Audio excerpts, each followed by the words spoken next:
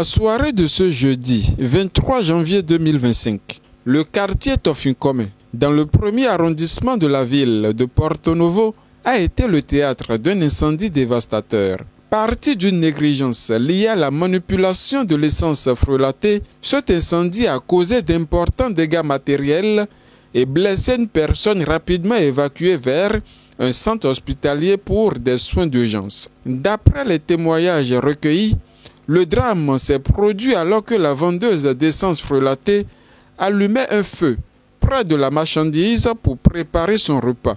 Une étincelle aurait suffi pour déclencher un incendie incontrôlable. Malgré l'intervention massive des riverains pour tenter de maîtriser les flammes, les efforts se sont avérés vains avant l'arrivée des sapeurs-pompiers qui ont finalement réussi à circonscrire le sinistre.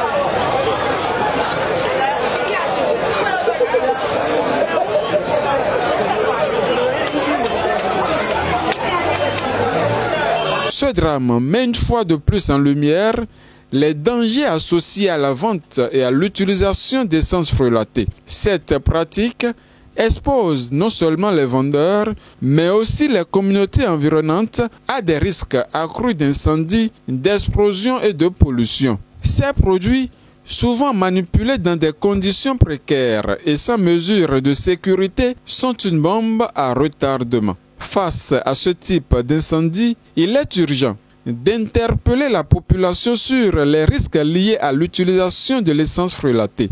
Les habitants doivent prendre conscience des dangers réels et éviter autant que possible d'encourager cette activité en achetant ces produits. Il est également crucial d'adopter des comportements responsables, notamment en éloignant toute source de chaleur ou de flamme de ces produits inflammables.